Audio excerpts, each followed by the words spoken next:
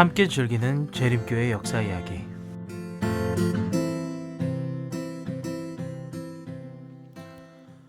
안녕하세요. 재림교회 역사 이야기를 들으러 오신 여러분들 다시 한번 환영합니다. 오늘은 그 5번째 에피소드 이야기, 불사조라는 제목으로 이야기를 해보겠습니다. 오늘은 역사 이야기를 하기 전에 우리가 사용했던 명칭들을 정리하는 시간을 가져야 할 것 같습니다. 아무렴 영어로 기록된 역사를 한국말로 설명을 하다 보면 단어가 혼동되는 경우가 있을 수 있고, 같은 단체나 같은 의미를 다른 용어로 부르게 되면 혼란을 가지고 올 수 있기 때문입니다. 그렇기에 시작하기 전에 간단하게 정리를 하고 시작하겠습니다. 용어 정리의 기준점이 되는 것은 먼저 이 대실망이라는 역사적인 사건입니다. 1844년 10월 22일이죠. 10월 22일 전에는 밀러 중심으로 사건들이 일어나는 반면에 이날 이후에는 밀러는 더 이상 역사의 주연이 아닙니다. 제가 밀러를 따르는 분들, 밀러를 따랐던 추종자들, 밀러를 따르는 사람들을 밀러운동의 지도자라고 불렀습니다. 한국에서 출판된 재림교회사를 다룬 책들을 보면 이 사람들을 더 밀러라이트, 밀러주의자라는 용어를 사용합니다. 밀러주의자라는 용어도 적합한 용어라고 생각합니다. 하지만 이게 어감 때문일 수 있는데요. 밀러주의자라는 말은 마치 밀러의 운동에 참여한 사람들이 밀러와 똑같이 생각하고 밀러와 똑같은 메시지를 전하고 밀러가 하자는 대로 하는 추종자들인 것 같은 느낌을 주는 것 같습니다. 하지만 우리가 살펴보았듯이 모든 이들이 밀러와 완전 똑같은 생각을 하고 주장을 했던 사람들은 아니었죠. 예를 들자면 S.S. 스노우가 주장했던 10월 22일 재림설은 밀러와는 전혀 별개로 나온 주장이었던 것을 기억하실 것입니다.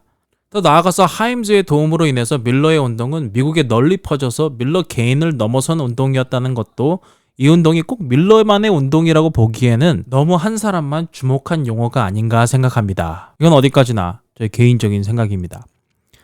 어쨌든 밀러의 재림운동에 참여했던 사람들을 통틀어서 가장 좋은 말은 밀러주의자라고 할 수 있겠고, 10월 22일 대실망 전의 운동을 더 포괄적인 의미로 밀러운동이라고 불렀다면 그 후에 10월 22일 후에 일어났던 운동은 재림운동이라고 부를 수 있겠습니다. 영어로는 The Adventists, 재림 신도, 그리고 The Advent Movement, 재림운동이라고 부릅니다.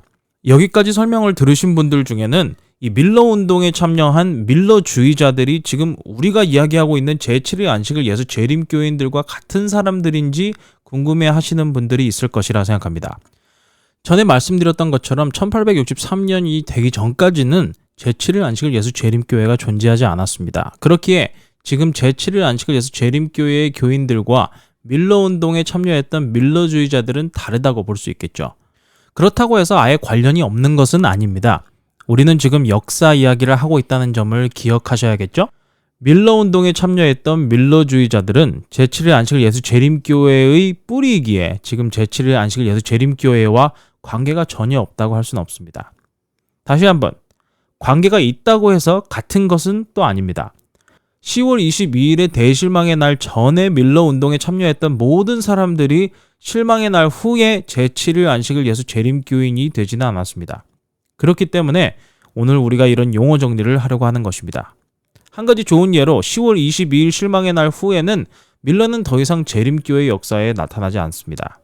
또 다른 예를 들면 10월 22일 실망의 날 후에 밀러운동의 지도자로 참여했던 사람들 중 하나였던 하임즈를 따르는 그룹이 있었습니다. 이 그룹은 상당히 극단적인 경향을 가진 그룹이 되었습니다. 즉 제7일 안식을 예수 재림교회와는 다르죠.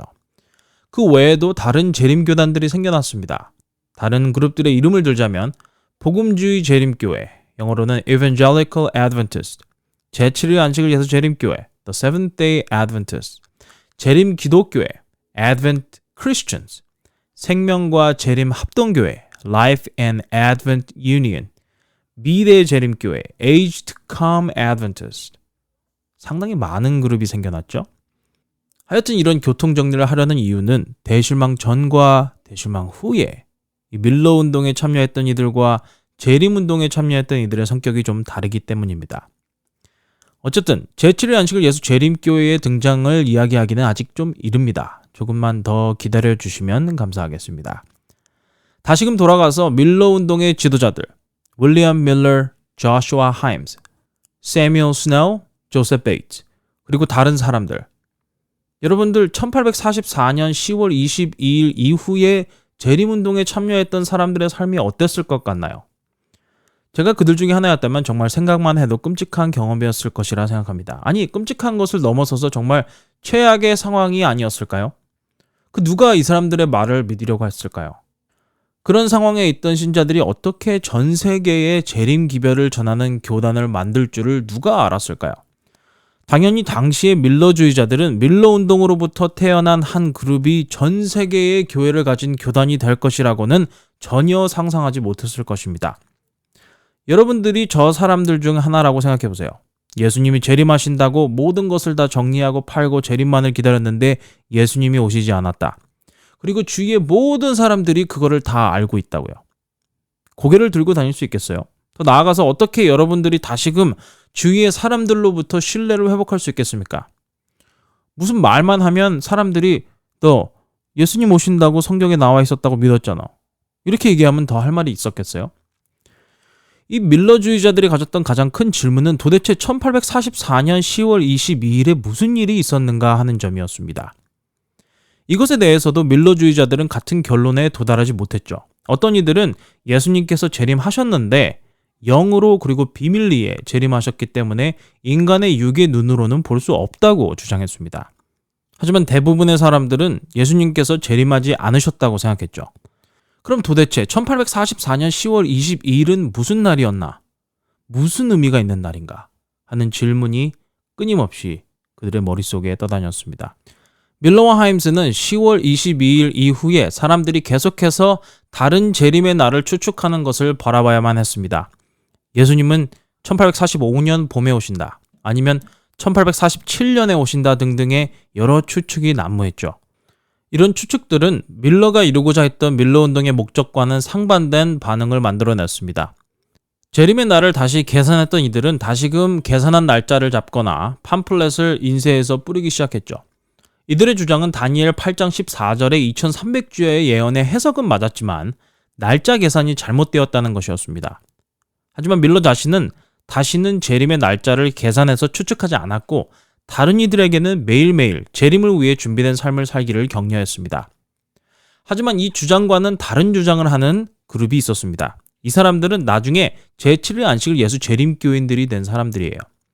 이들은 예언을 밀러와 다르게 생각했습니다. 이 사람들은 주장하기를 10월 22일의 날짜는 정확했지만 그 날짜에 일어날 것이라고 생각했던 사건이 잘못됐다고 생각했습니다.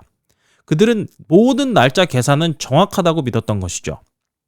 2300주의 예언은 밀러가 이야기한 것처럼 기원전 457년이 시작점이 맞고 또한 그 마치는 1844년 10월 22일도 정확하다고 주장했습니다. 하지만 그 예언이 마치는 때에 일어날 사건에 대한 이해가 부족했다고 생각했던 것이죠. 10월 22일에 예수님께서 재림하시지 않았기에 그럼 그날에 일어난 사건이 정확하게 무엇인지 성경에서 찾기 시작했습니다. 다니엘이 2300주야가 지나면 성소가 정결하게 된다고 했는데 그게 도대체 무슨 의미일까? 밀러의 해석은 성소를 지구, 즉 이 세상이라고 생각했고 그것이 불로 정결하게 되므로 마지막 심판이 올 것이라고 생각을 한 것이었는데 그렇다면 다니엘이 이야기한 성소는 이 세상이 아닌 다른 것을 의미하는 것인가? 다시 한번 간단하게 이야기하면 이렇습니다. 이 그룹은 밀러의 성경 해석, 즉 성소가 정결하게 된다를 예수님이 재림하신다라고 한 해석보다는 2300주의 시작점과 끝에 대한 날짜 계산이 더 정확할 수밖에 없다고 생각을 한 것이죠. 다른 말로 하면 1844년 10월 22일이라는 날짜는 확신했지만 그 날에 무슨 일이 일어났는지에 대해서는 더 연구해 봐야 된다고 생각했던 것입니다. 왜 그랬냐고요? 성소가 정결하게 된다는 말은 성경에서 여러 의미로 해석될 수 있는 부분이지만 그 시작점, 다니엘 9장에 나온 예루살렘을 중건하라는 영이 날 때부터 이 말은 어떤 신학적인 해석이 아닌 역사적인 사실이었기 때문입니다. 1845년 아폴로 헤일과 조셉 터너는 더 나아가서 누가복음 12장의 결혼식의 비유를 이용해서 이야기하기를 혼인잔치에 참여할 자격이 없는 사람들은 밖으로 내던짐을 당한다는 일이 실제로 1844년 10월 22일에 일어났다고 이야기합니다. 모든 인류의 구원의 여부가 10월 22일에 결정됐다고 주장한 것이죠. 그날 이후로는 예수님께 의지할 수 있는 사람도 또 예수님으로부터 돌아설 수도 없다는 것입니다. 10월 22일을 마지막 데드라인이라고 주장한 것이죠. 우리는 이 사람들을 shut door believers, 즉 닫힌 문 신자들이라고 부릅니다. 약 170년이 지난 지금 1844년에 모든 인류의 구원의 여부가 결정되었다고 하면 조금 이상하죠. 하지만 우리가 역사를 이야기하는 만큼 우리는 대실망을 겪은 그들의 입장에서 생각해 보는 것이 좋을 것 같습니다. 그들은 정말 돌이킬 수 없는 영적인 상처, 더 나아가 마음의 상처를 입었습니다. 정말 간절한 마음으로 답을 찾고 있었죠. 많은 이들에게 비웃음을 당했고 다른 기독교인들로부터 따돌림을 받습니다. 이들에게는 이 모든 경험이 세상의 끝과 관계가 있다고 생각을 했었기에 자신들의 모든 경험들을 통해서 구원받은 자들과 그렇지 않은 사람들의 선이 그어졌다고 생각했던 것이죠. 생각해보세요. 모든 신문들이 그들을 야유하고 아이들은 학교에 가서 따돌림을 당했겠죠. 망상에 사로잡혔다고 사기꾼이라고 놀림을 당하고, 우리는 지난 시간에 하이람 에드슨의 기록을 통해서 보았듯이 10월 22일이 오기 전에는 정말 놀라운 영적인 기쁨을 맛보았는데 22일이 지난 후 엄청난 실망을 겪었다는 이야기를 했습니다. 아니, 실망을 넘어서서 망신 중에 망신을 당한 거죠. 하지만 하이람 에드슨은 밀러 운동을 통한 영적 부흥의 경험을 아무런 의미 없는 일이라고 하진 않았습니다. 그 일 때문에 각자의 가족들이나 교회로부터 쫓겨나고 핍박을 당했지만 재림기별의 전파를 위해서 모든 것을 내려놓고 포기하고 오로지 전도에 힘쓰는 경험이 됐죠. 거기에 비해서 그들을 쫓아낸, 그들에게 비난을 던졌던 교회들은 밀러주의자들에게 어떻게 비춰졌을까요? 게으르고 나태하고 현재 상태에 만족하고 아무것도 하려 하지 않고 교회의 전통에 집착하고 매주 일요일에만 교회를 왔다 가는 그런 모습, 복음을 받아들이고 뜨거운 마음으로 전도하고자 하는 마음도 없었기에 가진 것을 희생하지도 않았던 그런 모습. 비록 밀러주의자들과 재림 신도들은 재림의 날을 추측하는 실수를 범했지만 그렇게 한 실수가 영적으로 부흥이 없는 교회의 일원으로 옳은 교리를 가지고 아무것도 하지 않는 것보다 훨씬 가치 있는 영적인 경험이라고 생각했습니다. 이런 어려움을 경험하고 있던 밀러주의자들에게 구원의 문이 닫혔다는 다소 극단적인 신학적인 개념은 그들의 경험을 통해서 입증되었다고 느꼈죠. 많은 기독교인들의 부정적인 태도는 밀러의 운동에 참여했던 사람들의 마음 역시 다치게 만들었습니다. 그와 반대로 열린 문 재림 신도들이 있었으니 이들은 1844년 10월 22일의 날짜가 잘못된 것이지 사건은 틀릴 수 없다고 생각했습니다. 예수님이 정말 재림하셨다고 생각했고 세상 사람들은 예수님이 오신다는 기별을 들었었어야 했다고 생각했습니다. 여기에 열린 문 아니면 닫힌 문에 대해서 이야기했는데 이 문은 당시 재림 신도들에게 구원의 문을 의미했습니다. 즉 구원을 받을지 못 받을지를 결정할 문이라는 것이죠. 10월 22일에 아무 일도 일어나지 않았다면 어떻게 구원의 문이 닫힐 수 있는가? 그것이 그들의 질문이었습니다. 밀러는 실망의 날을 겪은 후 닫힌 문파에 속하기로 결심했습니다. 1844년 12월 11일 밀러는 기록합니다. 우리는 죄인들에게 재림에 대한 경고를 하는 일을 마쳤다. 그리고 또한 기존 교회들이 영적인 잠에서 깨어나도록 기별을 전했다. 하나님께서는 그분의 섭리로 문을 닫으셨다. 우리가 할 일은 서로를 격려하며 인내하며 기다리는 일이다. 부지런히 우리를 향한 부르심과 선택하심을 확실하게 하기 위해서 노력해야 한다. 다른 말로 하면 밀러는 우리는 할 일을 다 했으니 이미 닫힌 문 안에 들어와 있는 이들을 격려하고 실망하지 않도록 지도해야 한다라는 의미로 볼 수 있겠죠. 들어오지 못한 사람들은 너무 늦은 것이죠. 모든 이들에게 전해야 될 말씀은 이미 전해졌으니 말입니다. 어디서 많이 들어본 듯한 말 아닌가요? 하지만 닫힌 문파에 속했던 밀러주의자들과 밀러 자신도 결국에는 그들의 결정을 번복합니다. 밀러는 밀러 운동에 참여했던 이들이 다른 개신교회들을 바벨론이라고 부르며 당파심을 유발했던 것에 대해서 매우 유감스럽게 생각했으며 후회했습니다. 그는 다음해 여름 그의 친구에게 몇 번씩 걸쳐서 반복적으로 편지를 보내서 이야기하기를 자신은 자신만의 교회, 자신만의 교단을 세우려 하지 않았으며 그가 원했던 것은 단지 교회들이 예수님의 재림의 기별을 받아들이고 가르치도록 하는 것이었다고 하죠. 어쨌든 이미 엎질러진 물을 담을 수는 없는 법, 아무리 후회를 해도 이미 일어난 일을 돌이킬 수는 없었습니다. 밀러를 따랐던 밀러주의자들은 영적인 노숙자들이 되어버린 것이죠. 교회들은 더 이상 밀러의 운동에 참여했던 밀러주의자들을 받아들이지 않았습니다. 아니, 다른 말로 하면 밀러 운동에서 실망을 경험하고 여러모로 비아냥을 받았던 이들은 다시 전에 있던 교회로 돌아갈 마음이 조금도 없었다고 이야기하는 게 더 합당할지 모르겠습니다. 밀러는 이런 상황을 바라보면서 서서히 역사 속으로 사라져갔습니다. 지난 20년 동안 재림기별을 전했던 밀러는 이제 62세가 되었습니다. 이제는 이런 비난과 고민에 지쳤고 남은 재림기별을 전하는 운동은 다음 세대 젊은이들의 몫이라고 생각했죠. 밀러는 그가 할 수 있는 일을 다 했다고 생각했던 것 같습니다. 전에 이미 한참 재림기별을 전했을 때에 밀러가 아플 때면 하임스를 통해서 일을 했었고 이미 하임스는 밀러보다도 더 바쁘게 재림운동의 책임을 맡고 있었습니다. 하임스 앞에는 정말 엄청난 산이 그의 앞길을 막아서고 있었죠. 실망을 겪은 후 각기 다른 생각과 결론을 내린 밀러주의자들을 어떻게 연합할 것인가. 하임스 역시 재림 날짜 추측은 잘못되었으며 아무런 일이 일어나지 않았다는 자신만의 결론을 가지고 있었습니다. 그는 밀러를 포함한 재림 신도들을 한 가지 결론으로 연합하려 했습니다. 10월 22일에 아무런 일도 없었다. 이것이 그의 결론이었죠. 하임스에게는 매우 바쁜 시간이었습니다. 많은 밀러주의자들이 다시 한번 재림의 날짜를 추측하길 원했습니다. 계속 추측하고 날짜를 정하게 되는 것이죠. 하임즈 입장에서 한번 생각을 해보세요. 한 날짜를 정해서 재림하신다고 온 세상에 전했는데 그 일이 일어나지 않았다.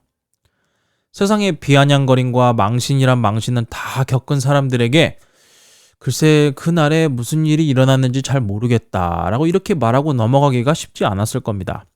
어떤 이들은 재림의 확실성, 특히 날짜의 확실성에 그들의 모든 것을 걸었습니다. 그들은 언제 예수님이 오실지 알아야 했습니다. 그들은 정확한 시간을 알아야 한다고 생각했죠. 그리고 그것이 재림의 준비라고 생각했습니다. 이런 부류의 사람들의 주장 때문에 하임즈와 밀러의 실망은 더욱더 커졌죠. 이런 실망의 늪에서 몇 개의 다른 파들이 생겨납니다. 모든 파들은 그들만의 생각, 특별히 10월 22일에 무엇이 잘못되었는지에 대한 설명을 가지고 있었습니다. 이게 재미있다고 해서는 안 되는 일이지만 흥미롭게도 어떤 이들은 참으로 특이한, 아니 창조적인 생각을 가지고 있었습니다. S.S. 스노우 기억하시나요? 그 조셉 베이츠의 설교 도중에 나와서 10월 22일의 날짜에 핀을 박았던 사람이죠. 그는 나중에 자기 자신이 엘리야 선지자라고 주장을 합니다. 어떤 이들은 예수님께서 오시려고 기다리고 계신데 그를 따르는 이들이 쉬지 말고 기도하라는 말을 따르지 않고 기도를 충분하게 하지 않았기 때문에 오시지 못하고 계신다고 주장하죠. 또 다른 이들은 예수님이 눈에 보이지 않게 재림하셨고 지금 우리가 있는 세상은 이전 지구가 아닌 천국이라고 주장했습니다. 지금 우리가 살고 있는 땅이 천국이라고요. 이들은 마태복음 22장에 예수님께서 사두개인들과 나눈 대화에 나온 하늘에 가면 결혼이 없다고 한 것을 이용해서 남편들은 그들의 아내와 자녀들을 버리고 떠나야 하며 다른 이들과 성관계 없는 영적인 연합관계를 맺어야 한다고 했다고 합니다. 상상이 가시나요? 정말 혼란스럽지 않습니까? 하여튼 이런 어지러운 상황 속에서 오직 한 가지 결론이 살아남았습니다. 여기서 살아남은 한 그룹이 있었으니 그 그룹이 바로 결국 나중에 제7일 안식일 예수 재림교회가 된 그룹입니다. 그들은 함께 모여서 다시 성경을 연구했고 기도했고 10월 22일에 도대체 무슨 일이 일어났는지를 가지고 고민하던 사람들입니다. 그들은 1844년 10월 22일에 어떤 중요한 사건이 일어났다고 생각했습니다. 하지만 그 무슨 일인지 찾아내지를 못하죠. 하이람 에디슨이라는 이름을 기억하시나요? 하이람 에디슨이 아마도 답답했는지 아니면 좀 집중을 해보려고 했는지 그냥 산책을 한 건지는 알 수 없지만 그가 옥수수 밭을 거닐다가 한 아이디어를 얻습니다. 몇몇 청취자분들은 머릿속으로 이런 생각을 하실 수 있어요. 옥수수 밭이요. 맞습니다. 반 농담입니다만 제7일 안식일 예수 재림교회는 옥수수 밭에서 태어났다고 해도 무리는 아니라고 생각이 듭니다. 그 이야기를 해보자면 이렇습니다. 에디슨과 아마도 추측하건대 O.R.L. 크로저 이 두 사람은 함께 1844년 10월 22일에 헛간에서 기도를 하고 있었습니다. 그들은 예수님의 재림을 환영하는 마음으로 기도를 시작했지만 10월 22일이 지난 후에는 도대체 무슨 일이 있었는가를 가지고 씨름을 하며 기도를 했다고 합니다.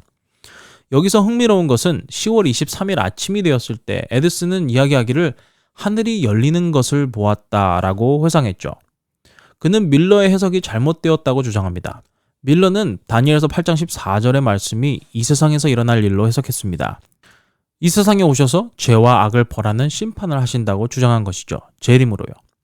에디슨은 그가 본 광경을 바탕으로 생각했을 때 이 성경절은 이 세상에서 일어난 일이 아니라고 주장했습니다. 구약 성경 출애굽기 25장에서는 모세가 하늘에 있는 성소의 원형을 바탕으로 광야 성소를 지으라는 명을 받았습니다. 마치 제사장들의 사역이 유대력의 한 해 끝으로 갈 때에 성소에서 지성소로 옮겨지는 것처럼 예수님의 사역도 마찬가지로 인류 역사의 마지막 때에 하늘 성소의 성소에서 지성소로 옮겨진다는 것이죠. 흥미로운 것은 에디슨과 크로저의 생각이 아무에게도 알려지지 않았었다는 점입니다. 1846년 2월이 되어서야 그들이 연구한 내용들이 출판되었습니다. 말인즉슨 그들이 이상을 봤다고 한 시간으로부터 무려 18개월 동안 아무도 그들의 주장을 모르고 있었다는 것이죠. 하임스가 밀러의 재림 기별을 전했을 때 밀러가 기록하고 출판을 하고 사람들이 그 정보를 받는 시간을 기준으로 생각해 본다면 18개월은 꽤나 긴 시간이었습니다. 기억하시나요? 밀러의 운동의 지도자들이 10월 22일의 재림의 시간에 동의한 게 10월 초였다고요. 몇 주 만에 재림에 대한 기대가 미 동북부를 휩쓴 것을 생각해 보면 에디슨과 크로저의 경우는 매우 오래 걸린 경우라고 할 수 있겠습니다. 하여튼 이것은 에디슨과 크로저가 전하기를 원하지 않아서 이렇게 된 것은 아니었습니다. 잡지와 신문이 출판될 때는 여러 편집자를 거치는 것처럼 밀러 운동의 잡지도 여러 편집자의 손을 거쳐서 출판이 되는 시스템이었는데 마치 SS 스노의 주장이 편집자의 관심을 받지 못해서 출판되지 않았던 것처럼 에디슨과 크로저의 주장도 그렇게 많은 관심을 받지 못했던 것 같습니다. 만일 에디슨과 크로저의 주장처럼 예수님이 하늘 성소에서 지성소로 옮겨주셨다라는 기사가 나가면 편집자들 생각에 그래서 뭐 어떻게 됐다고? 뭐가 변하는 게 있나? 이런 구독자들의 반응을 예상하지 않았을까? 저는 생각합니다. 당장 달력에 날짜가 맞다 안 맞다 하고 있는데 하늘 성소에서 무슨 일이 있었다 이런 얘기를 해봤자 사람들의 관심을 받지 못할 것이라고 생각을 했겠죠. 어쨌든 에디슨과 크로저는 이런 결론을 내린 이유로 두 가지 이유를 들었습니다. 첫 번째, 대제사장은 대속죄일에만 지성소에 들어갈 수가 있었죠. 대속죄일의 대제사장처럼 예수님은 우리의 대제사장이 되시고 우리의 죄를 아사셀의 염소, 즉 사단에게 전가하는 일을 하셨다는 것입니다. 두 번째, 예수님께서 새 예루살렘, 그분의 교회와 혼인이 이루어진 것이라고 했습니다. 성경에서는 새 예루살렘과 교회가 다 그리스도의 신부라고 표현되어 있기 때문이죠. 재림이 이루어지기 위해서는 어린 양과 혼인, 결혼식이 이루어져야만 한다고 그들은 주장했습니다. 이 두 주장이 나중에 성소 기별이 되는 뿌리가 되긴 했지만 이 두 가지 결론은 신학적으로 상당히 미흡했다라고 이야기할 수 있습니다. 크로저의 논중에는 여러 약점들이 있었지만 1850년대가 되어서야 구약 성경에 나타난 성소 제도를 가지고 구원의 계획에 대한 논증의 약점들이 포함되었습니다. 결론부터 이야기하자면 구약에 나타난 희생 제사 제도와 성소 제도는 예수님의 희생과 죄의 속죄를 나타내는 것 아니겠습니까? 그러기에 성소 제도에 대해서 연구하는 것은 자연스럽게 하나님께서 수립하신 인류의 구원의 계획, 구속의 경륜이라는 말과 같은 말입니다. 이 구원의 계획이 어떻게 우리가 사는 현실로 나타나는지 확인해보는 방법으로 받아들여지게 된 것이죠. 다시 한번 크로저와 에디슨의 주장은 인류의 구원이 어떻게 이루어지는가에 대한 재림 신도들의 이해를 발전시켰습니다. 기독교인들은 그때까지만 해도 예수님이 세상에 오셨고 돌아가셨고 그리고 부활하셨으므로 우리가 구원을 받았다고 생각했죠. 비록 크로저와 에디슨이 이 공식을 거부한 것은 아니었지만 성소에 대한 생각은 그들로 하여금 구원의 경륜, 구원의 계획이 예수님의 삶, 죽음 그리고 부활만이 전부가 아니고 거기에 무언가 더 깊은 의미가 있다고 생각하게 된 것입니다. 정말 구원이 예수님의 삶, 십자가 그리고 부활로 다 이루어졌다면 그리고 끝이 났다면 왜 우리는 아직도 이런 사악하고 부도덕하고 고통이 가득한 정신 나간 세상에 살고 있어야 하는가? 구원이 완전히 이루어졌다면, 회복이 완전히 이루어졌다면, 왜 아직도 흉악한 범죄가 난무하고 전쟁과 질병이 멈추지 않는가? 그러므로 그들의 결론은 예수님의 재림은 구원의 계획의 한 부분으로 봐야 한다. 즉, 재림은 구원의 마침표와 같은 것이다 라고 결론을 내린 것입니다. 재림 없이는 인류의 구원은 마치 미완성된 예술 작품 같다고 본 것이죠. 그렇다면 왜 예수님의 삶, 십자가, 그리고 부활, 예수님의 사역이라고 합시다. 그때로부터 당시 사람들이 생각했던 1844년 10월 22일 이 두 사건 사이에 거의 2000년이나 되는 시간이 필요한가 하는 것이 질문이었습니다. 왜 십자가에서 예수님께서 이루신 구원으로 마침표를 찍고 이 죄된 세상도 마치는 것으로 마무리가 되면 될 텐데 왜 십자가 사건 이후에 재림까지 이렇게 지체하시는 것인가? 이런 질문을 했던 그 둘은 예수님께서 하늘 성소에서 대제사장으로 인류의 구원을 확인하기 위해서 봉사하고 계신다 혹은 일하고 계신다라고 결론을 내린 것이죠. 승천하신 후에 널널하게 걸어다니면서 휴가를 보내고 계신 것이 아니라는 것입니다. 성경에 나타난 성소 제도는 지금 이 순간, 지금 예수님께서 하늘에서 무엇을 하고 계신가라는 질문에 좋은 답을 주는 모델이었던 것이죠. 대제사장이 끊임없이 제사의 피로 백성들을 위해 중보했던 것처럼 여기서는 중보라는 말은 영어로는 intercede or intercession, 단 한국말로는 탄원이라는 말로 부를 수도 있습니다. 예수님도 대제사장으로서 우리의 구원을 확증하시고자 중보하고 계신다고 본 것이죠. 그리고 대제사장이 유대력으로 1년에 한 번 제물의 피로 더럽혀진 성소를 정결하게 하기 위해서 지성소에 들어간 것처럼 예수님도 하늘 성소에 지성소로 들어가셨다. 언제? 1844년 10월 22일에 이렇게 결론을 내린 것입니다. 이미 이야기한 것처럼 이것이 완벽한 신학적 논증은 아닙니다만 이것으로 충분했습니다. 그들은 이 논리로 글을 써서 출판을 했지만 아까 이야기한 것처럼 처음에는 그렇게 많이 읽혀지지 않았습니다. 1846년 2월까지 별 성과가 없었던 상황에서 크로저가 생각해낸 것이 그래, 그 사람 있잖아. 그 불도저 같은 사람, 베이츠. 그들은 조셉 베이츠의 주목을 받으면 사람들의 주목을 받을 수 있겠다고 생각합니다. 조셉 베이츠. 아무도 말릴 수 없는 열정의 사나이. 마치 불도저처럼 자신이 믿는 것이 있다면 그냥 밀고 나가는 베이츠의 도움을 생각한 크로저와 에디슨은 찌찌 없이 베이츠에게 다가갔고 불과 3개월 만에 1846년 5월 이 주제를 가지고 책을 출판할 수 있게 되었습니다.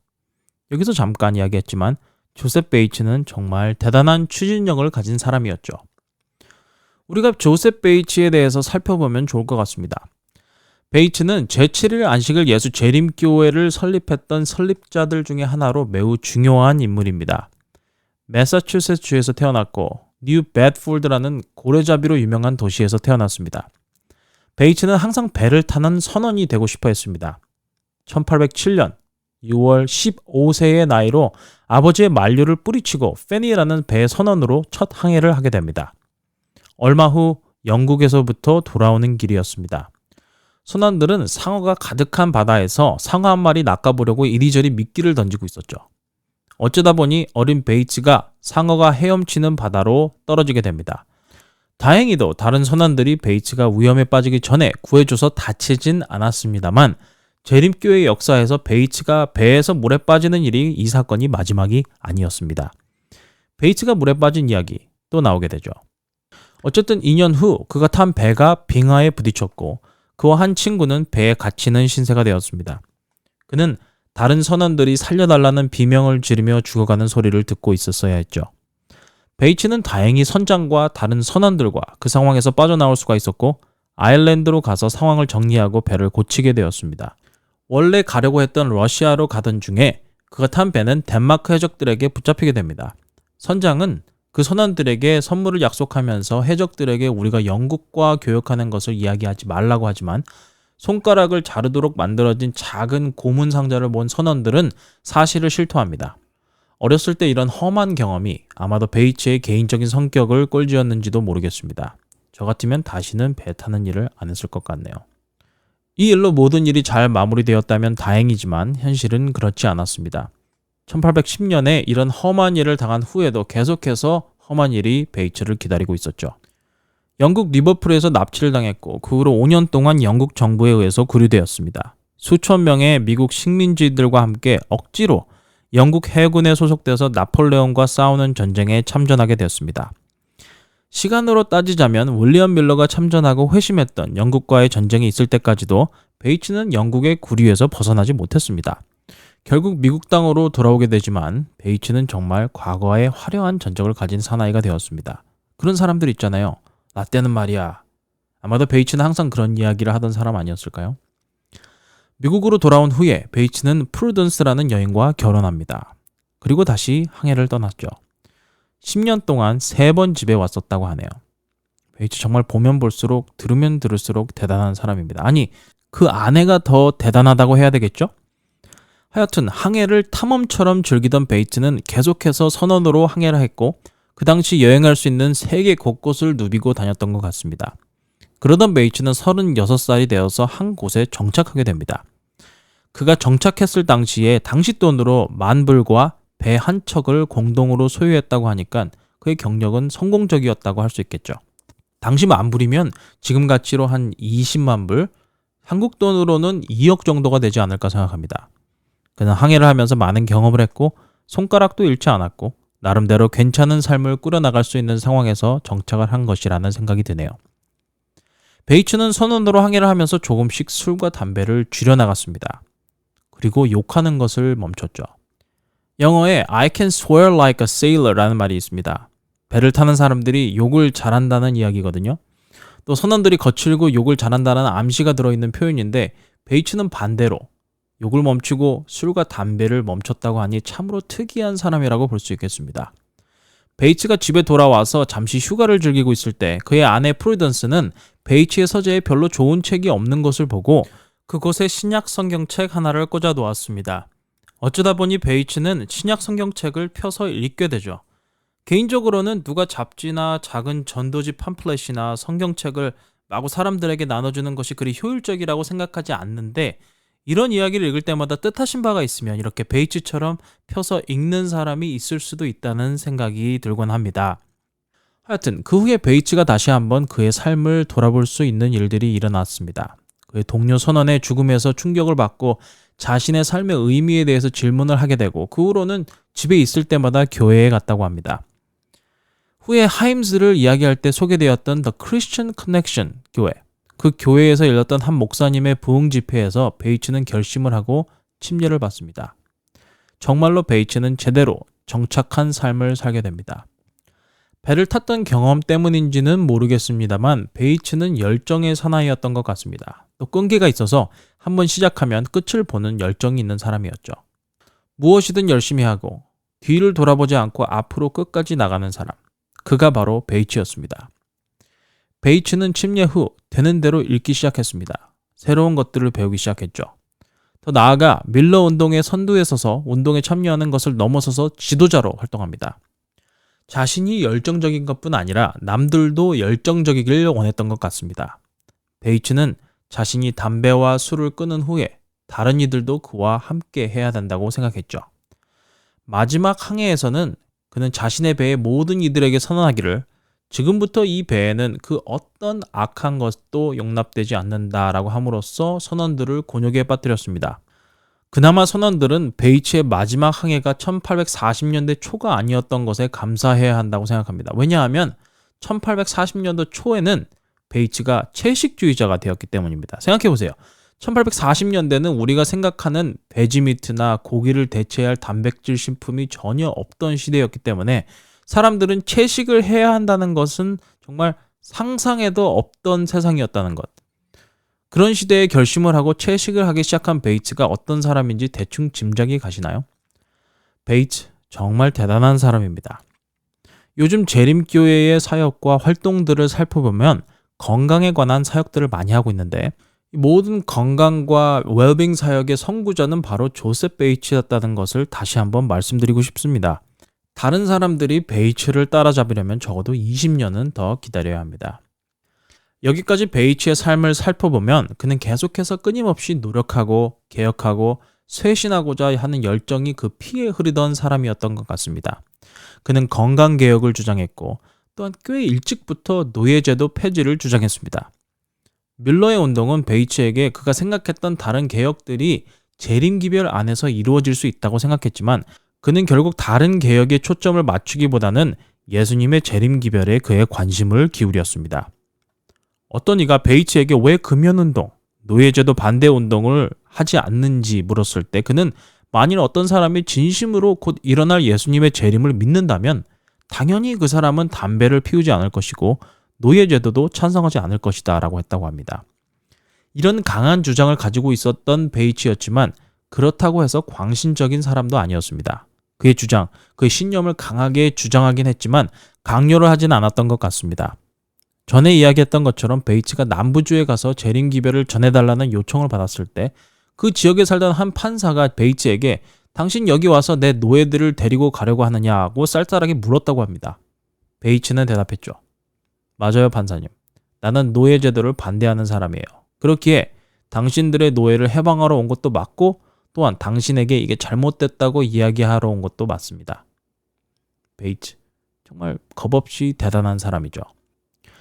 베이츠 역시 1844년 10월 22일에 큰 실망을 겪었습니다. 우리는 그것을 대실망이라고 불렀죠.